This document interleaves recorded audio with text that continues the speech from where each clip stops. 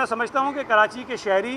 MQM के इन हथकंडों को पहचानते हैं, जानते हैं, समझते हैं। और अब अगर MQM इस तरह की कोशिशें करेंगी तो लोगों के ऊपर MQM की वो दहशत और वहशत नहीं है उस अंदाज़ में कि वो लोगों को डरा धमका के सड़कों पर लेकर आएँ और हुकूमत के ख़िलाफ़ एहतजाज पर राज़ी कर लें। कहीं कहीं छोटे मोटे ये ज़रूर हो जाएंगे, लेकिन असल इनका जो चेहरा है वो लोगों के सामने आ चुका है। वज़ीर बल्दियात सिंध सईद गनी ने कहा है कि कराची के तरक्याती कामों के लिए आइंदा माली साल में 22.5 अरब रुपए की रकम मुख्तस कर दी गई है, जबकि मेयर कराची का ये कहना है कि सिर्फ 1.6 अरब रुपए मुख्तस किए गए हैं। ये अवाम को गुमराह करने के मुतरादिफ है। बड़े अफसोस की बात है कि मेयर साहब एक ज़िम्मेदार ओहदे पर फाइज हैं, वो भी शायद या तो उन्होंने बजट पढ़ा नहीं है। मैंने 2 दिन पहले किसी अखबार में भी पढ़ा कि उन्होंने भी ये छापा कि जी कराची के लिए सिर्फ 1.67 अरब रुपए की स्कीमें रखी गई हैं। फिर कल मेयर साहब ने बताया कि जी 1.6 अरब रुपए की स्कीमें सिर्फ कराची के लिए रखी गई हैं और बजट के अंदर कुछ है नहीं और कराची से बहुत सारा रेवेन्यू हुकूमत कलेक्ट करती है। पिछले चंद बरसों में आपको नज़र आ रहा है कि कराची शहर में बहुत बड़े पैमाने पर ना सिर्फ ये कि तरक्याती काम शुरू कराए गए बल्कि बड़ी तेज़ी से उनको मुकम्मल भी किया गया है। और इस वक्त भी कराची शहर में कई मंसूबे बड़ी तेज़ी से उन पर काम जारी है और उम्मीद है कि हमें तो वो जून के अंदर मुकम्मल करने थे,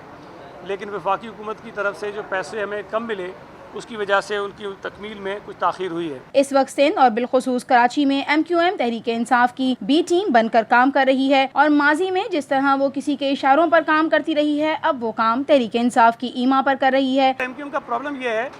कि वो चूँकि माजी में अच्छे बच्चे बन के सारी बातें मानते थे, मंसूबे के तहत वो चलते थे, जब शहर बंद कराना होता था बंद हो जाता था, जब खोलना होता था खोल देते थे। अब उनकी वो हैसियत और वक़्त रही नहीं है, उनको अपनी असल हैसियत और औकात पे लाने की कोशिश की गई है। लिहाजा अब MQM दोबारा से कोशिश कर रही है कि हम इतनी ताबेदारी करें कि PTI कहे कि नहीं माशाल्लाह बहुत अच्छे बच्चे बन गए हो, मेयर भी हम आपको दे देते हैं और बाकी भी जो आपके पेट में मरोड़ होगा थोड़ा बहुत हम आपका उसका ख्याल करते रहेंगे। जो मैंने सुना है TV चैनल्स पर, वज़ीर आज़म अगर ये कहे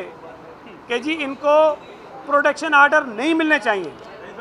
वज़ीर आज़म अगर ये कहे कि इनको चोर और डाकू इनको असम्बलियों में नहीं आना चाहिए,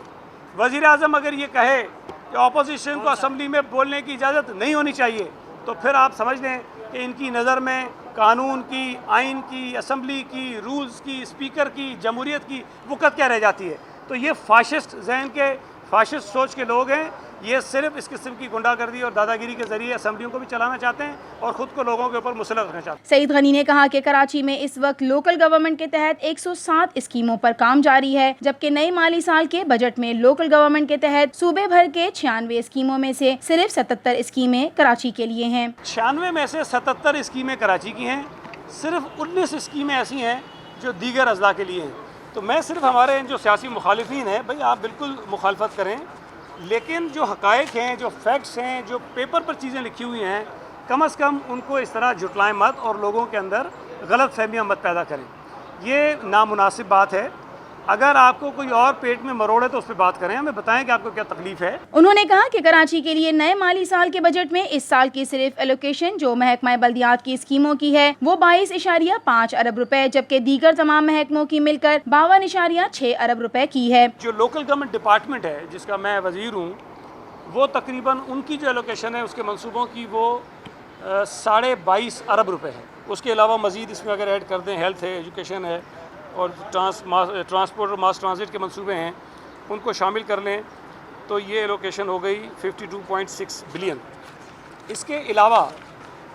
जो कराची में वाटर एंड सीवरेज बोर्ड के मसाइल हैं, वर्ल्ड बैंक के साथ हम एक नेगोशिएशन कर रहे हैं, उसमें 1.5 अरब यानी कि 1.5 अरब डॉलर की कराची के अंदर काम होने हैं, जिसमें अक्सर जो स्कीमें हैं वो वाटर बोर्ड से रिलेटेड हैं, जिसमें हमारा पुराना जो वाटर बोर्ड का पूरा इंफ्रास्ट्रक्चर है उसको ठीक होना है, हमारी जो पुरानी पंपिंग स्टेशंस हैं उनको ठीक होना है और बहुत सारे काम हैं। और हमें उम्मीद है कि ये अगर सारे मंसूबे पूरे कर लेते हैं तो कराची में पानी और सीवरेज का मसला बहुत हद तक हल हो जाएगा। एक सवाल के जवाब में वज़ीर बल्दियात सिंध ने कहा कि हमारे सियासी मुखालिफिन हक़ाइक़ के बरखिलाफ आवाम को गलत मालूमात फराहम करके सियासी पॉइंट स्कोरिंग करना चाहते हैं, जबकि हक़ाइक़ तमाम के सामने हैं और बजट में पेश करदा हैं। तकलीफ असल में ये है